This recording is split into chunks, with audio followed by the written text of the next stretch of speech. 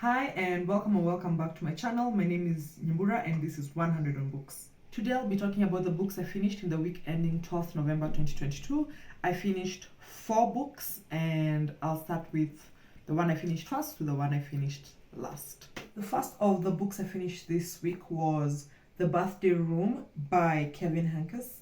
It's a charming YA novel that features our main character Ben, who just turned 12 and is given a room by his parents for him to use as a studio and to focus on his art.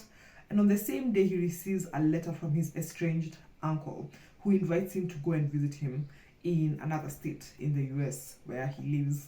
And this uncle has, as I said, been estranged from the family for a while, and he's not really gotten to know him, in his living memory or any of those things. And somehow the invite is more exciting than the room for a host of reasons which are explored in the book. And in the process of him going off to visit his uncle with his mom, a lot of family stories, maybe even secrets come out, and it's a chance for the family to not just reconcile, but even Ben to reimagine himself and to really start the process of, growing up, so to speak. And in the process, he also meets this lovely girl. It's not really like a romance, I wouldn't go so far, but it's really delightful to encounter a young boy meeting and growing to really like a young girl. And also it explores the meaning of family, what it means to be in a family, to have conflict in a family, but also to resolve it.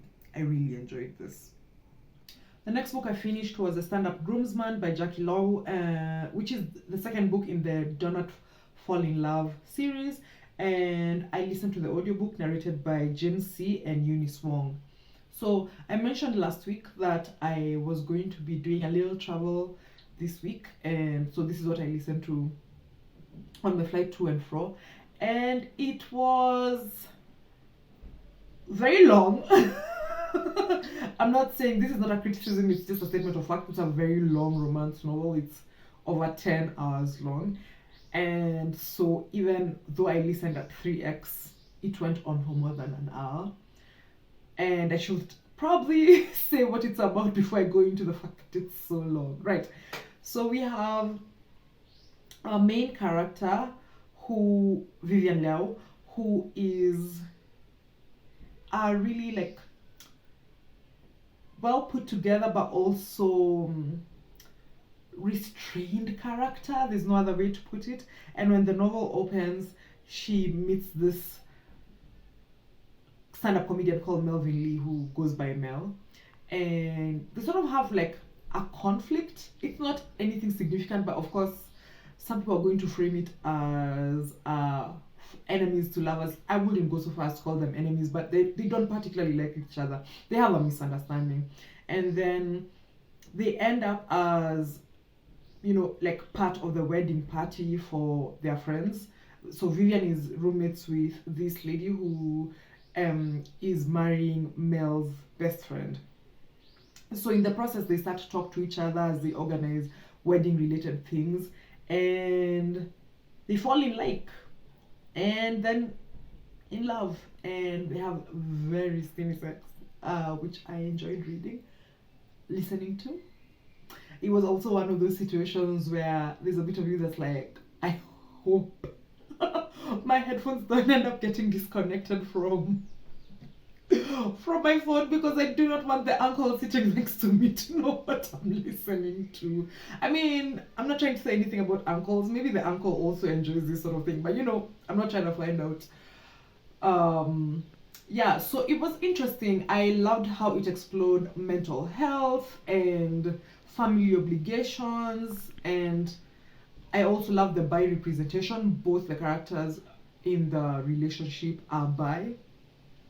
It was, done in a very relaxed fashion, while also acknowledging that there is biphobia in the world. Like, people have this notion that if you're bi, you have to choose between being straight and being gay, and it's like bi people exist. So that was lovely to read. What else?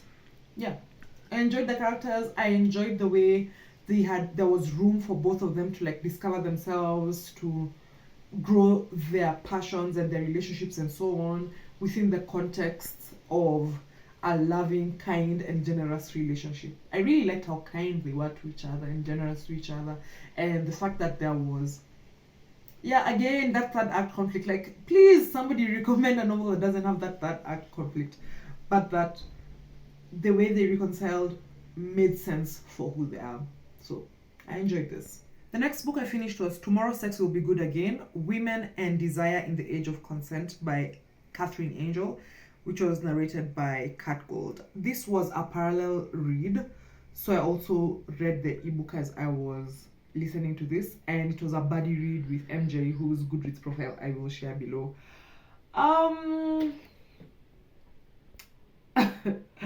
Never in my life have I been so disappointed by a book that promised so much.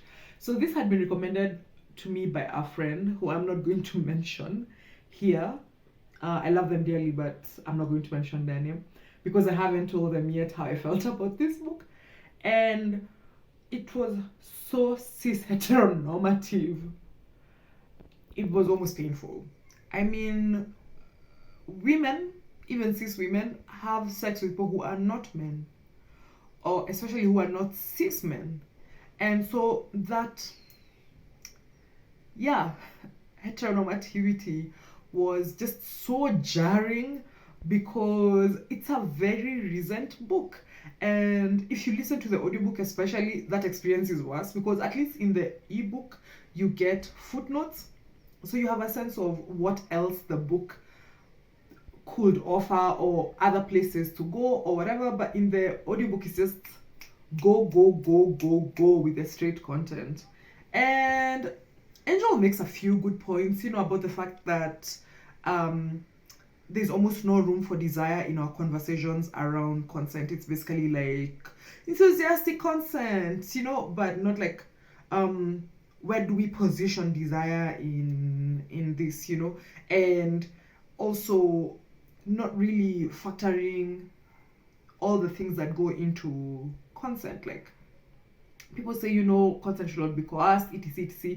It should be enthusiastic, but like sometimes the question is, in what context is this enthusiasm being generated, so to speak, and can we shift our gaze from enthusiasm to desire, etc. Points were made. I highlighted a lot of things. I will go back to them at some point, but for now, I mean, my biggest thing is cis.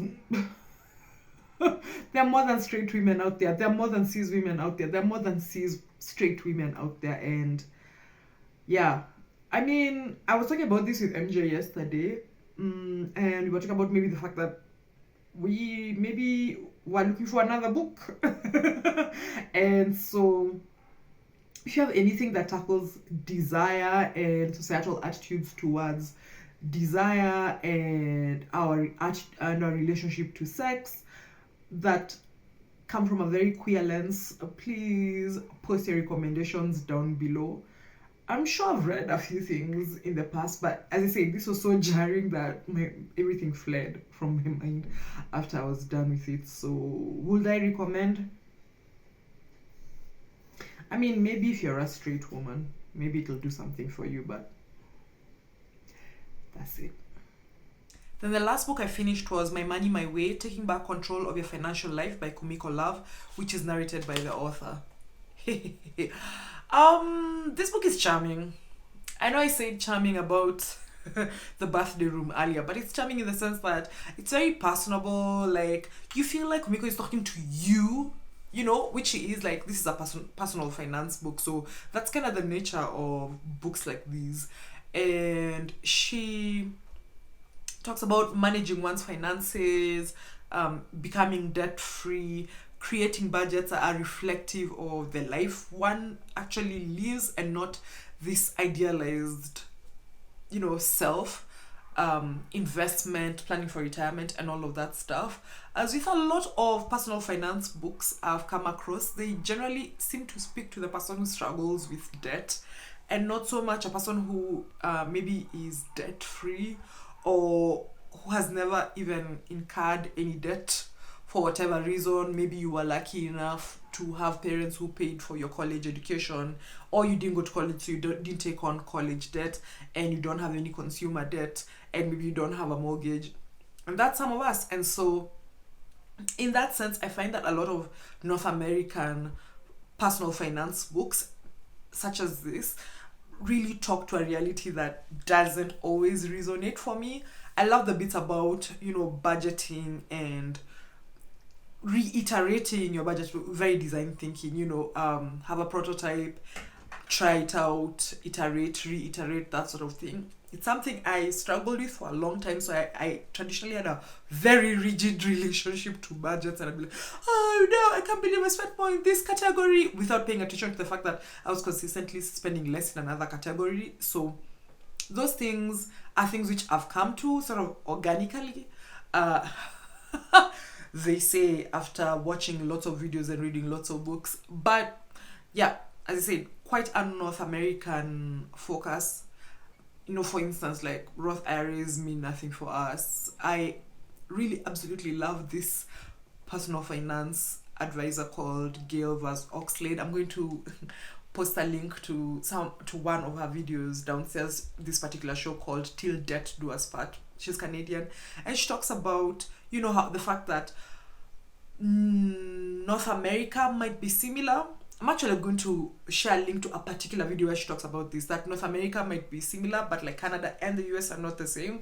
So you can imagine how even further from that advice, geographically and realistically, people like me who are on this side of the world are. So as I said, it had pretty relevant stuff, but I think what I'm looking for now, and today's installment seems to be about asking for recommendations, but what I'd love to read is a personal finance book that talks to people who are fairly debt free, but who want to maybe feel a little more relaxed around investment and risk taking and stuff like that, and see what sort of advice those give. But on the whole, if this is the sort of advice you're looking for, how to get debt free, how to invest, how to feel more confident with budgeting and building one's retirement funds and so on, I would recommend it. That's it for this week. Thank you so much for watching. Please like, share, subscribe, and all the good things, and I'll talk to you soon. Bye.